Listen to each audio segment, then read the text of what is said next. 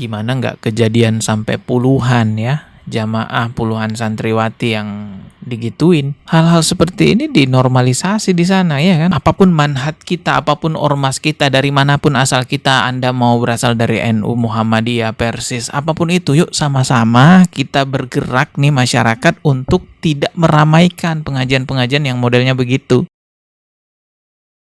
Berkat dukungan teman-teman semuanya, channel ini bisa bertahan sampai sekarang. Jadi saya ucapkan terima kasih yang sebesar-besarnya. Semoga Allah Subhanahu wa Ta'ala membalas dengan rezeki yang lebih besar lagi. Semoga menjadi pahala jariah bagi siapapun yang ingin berpartisipasi mendukung perkembangan channel ini agar bertahan lebih lama, berkembang lebih besar. Silahkan scan kris yang ada di layar. Assalamualaikum warahmatullahi wabarakatuh. Hanya berselang beberapa hari, kembali lagi ada yang kejadian memalukan di lingkungan pesantren. Ini nggak nyampe 1 bulan ya, kembali lagi muncul.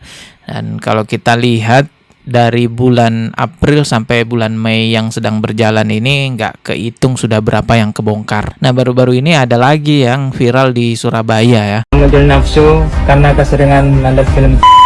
Tapi dulu orang itu. Saya pegang gini mulutnya, terus saya berlutut di kanan kiri kakinya. Kamu nafsu sama saya apa sama cowok? Nafsu tuan-tuannya. Jadi berdasarkan pengakuan pelaku ada 7 santri yang digituin karena dia sering nonton video yang nggak bener lah ya di sosial media. Akhirnya dia praktekkan kepada santri-santrinya. Dan lebih membagongkan lagi dari pengakuan pelaku, dia suka dua-duanya katanya. Santri laki-laki dia suka, santri perempuan juga dia suka. Kamu nafsu sama saya apa sama cowok? Nafsu tuan-tuannya. Semengerikan itukah? Astagfirullahalazim. Nah, tidak hanya di Surabaya itu, di tempat lain kejadian juga nih di Jakarta Selatan. Ya, jadi alasannya si guru ngajinya ini mau ngajarin membersihkan hadas, membersihkan najis gitu ya. Tapi justru murid-muridnya atau santrinya yang perempuan itu disuruh, gimana jelasinnya ya, disuruh pegang atau cuciin manue si pelaku gitu. Ustaz nyuruh aku megang titiknya Ustaz. Hah? Iya, dari kemarin. Benar, sering tak? Yang bilang hal seperti ini terlalu dibesar-besarkan oleh YouTuber, terlalu dibesar-besarkan oleh media ya, termasuk Menteri Agama kan juga bilang begitu. Nih, kasus di pondok pesantren ini terlalu dibesar-besarkan oleh media. Astagfirullahaladzim. Suatu saat kalau saudara perempuan Anda yang jadi korban baru tahu rasa bagaimana sakitnya seorang bapak ketika anaknya digituin. Udahlah, kita nggak usah berharap sama MUI, sama Menteri Agama, karena kayaknya nggak ada apa-apa juga dari mereka. Sudahlah, kita aja sebagai masyarakat yang berperan, mari sama-sama kita berantas hal-hal seperti ini. Sebagai masyarakat, kita harus menghindari pesantren-pesantren yang di dalamnya memang menerapkan sistem seolah-olah kerajaan gitu ya.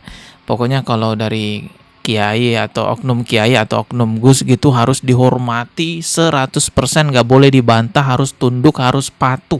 Sampai di Icikiwir juga harus tunduk, harus patuh. Tunduk dan patuh kepada guru adalah suatu perkara yang sangat mulia sekali. Tapi ingat ada batasannya. Ketika perintah guru kita sudah menyimpang dari syariat, itulah saatnya kita membantah, itu saatnya kita tidak mengikutinya. Jangan mau dijadikan budak. Pesantren itu bukan kerajaan, pesantren itu tempat belajar agama. Masyarakat harus berperan ini ya, menghindari pesantren-pesantren yang memang memperbudak santri-santrinya. Yang perlu diingat juga, tidak semua pesantren seperti itu. Makanya dari tadi saya ngomong, hindari pesantren yang seperti itu, pilih yang aman gitu ya kan. Termasuk juga kita harus menghindari pengajian yang modelnya begini nih ya. Coba lihat nih. Apa sih yang buat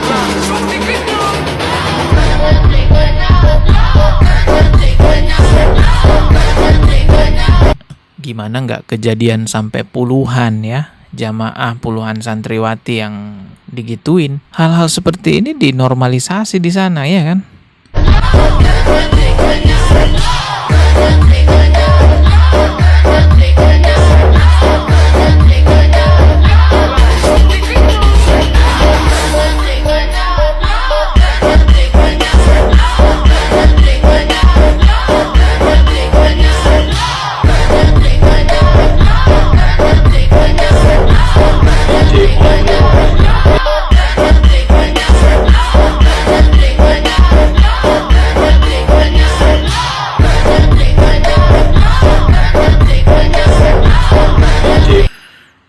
Jadi kalau kita sebagai masyarakat kompak ya, sama-sama berperan untuk menghindari tempat-tempat pengajian atau tempat-tempat pesantren yang modelnya kayak begini, ya insya Allah setidaknya bisa meminimalisir lah ya, tidak terjadi lagi kasus anu-anu ya di lingkungan pesantren, di lingkungan keagamaan teman-teman ya. Karena kalau kita berharap sama pemerintah ya, Menteri Agama kayaknya ya di PHP-in doang gitu ya. Ini ada juga nih. Assalamualaikum Gus.